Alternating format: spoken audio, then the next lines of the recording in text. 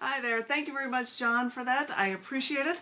And No problema. no problema, he says. And that would be the end of round one, which means I'm going to share a poem or two, and it will be from this book, the cc&d book, that this month is titled Wildflowers. It's the October 2020 issue, just been released, and I'm going to share two poems, one long, one short, for you, and they relate to different events that have happened because that's my role. That's where I'm going with these right now.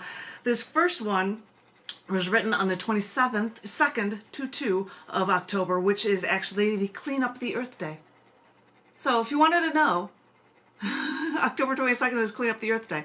So this piece is called Oscar the Grouch and the Recycle Nazi. Which one am I? Both? No. Anyway, this is the poem. Whenever I would walk down the streets in Chicago, or even when we would drive down those city streets, I'd see litter scattered alongside those roads. Everything from plastic bags to water bottles to soda cans to liquor bottles, or even plastic cups from those fast food joints. Like their packaging was just as useless as and as frivolous as that fast food. So why would they even bother to think of even throwing away their trash? And we Americans think that we're above all this trash, and inside we're disgusted by the mess we see. And we shake our heads with disdain, and then do nothing about it. So I contend that if we don't like it and we just pass it every day and do nothing about it, then in a way we are as at fault as the ones who made this mess, dirtying the earth. So now, whenever I would walk to my husband's office to visit him, I would bring a plastic bag so that as I walk I could pick up recyclable trash to recycle it all when I got home. He'd make fun of me for doing this, but if I don't like the trash by the street and I do nothing about it when I walk right past it, I have to ask myself if that makes me any better. My husband would later say that he wasn't making fun of me, but underlyingly he was a bit jealous of the fact that I chose to do this. But then it comes to the point where he wonders if I'm the recycle Nazi, because I won't recycle only when I'm walking down the street. Because if I see a smashed aluminum can in a parking lot, I'd want to pick it up and put it in my car's recycle bag.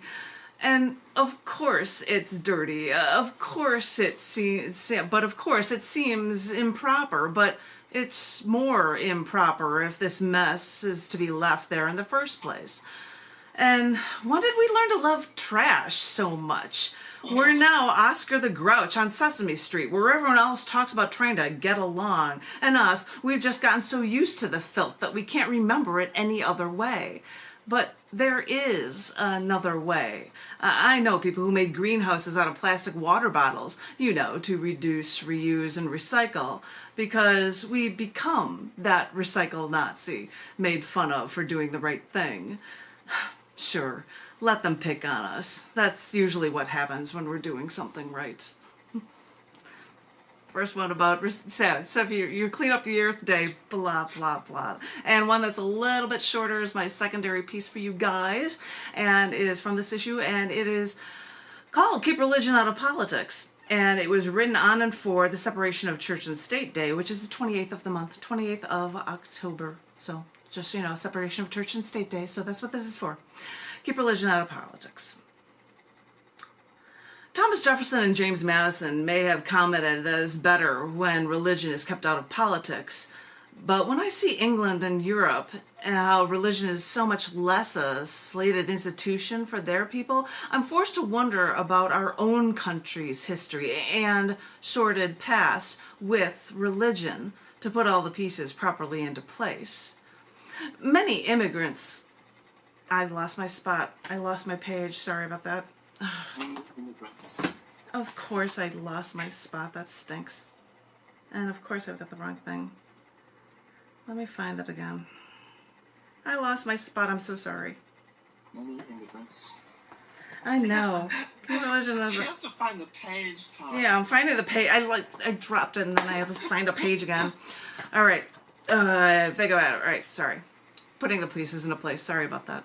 Many immigrants came to these states searching for religious freedom, though Jefferson may have understood all too well that freedom of religion could also mean freedom from religion. So let's be clear. We can be tolerant of any religions, but the government can't impose religion on its citizens. It's that simple. So all these Supreme Court rulings allowed people the freedom to believe whatever religion they wanted to devise and embrace. But remember, the separation of the church and state decisions came about precisely because people didn't like local governments with religious monuments or schools imposing Bible readings in class. So, no, while it may seem the United States is actually surprisingly religious at times, we still have to make it clear in law that there are some religious lines you just can't cross.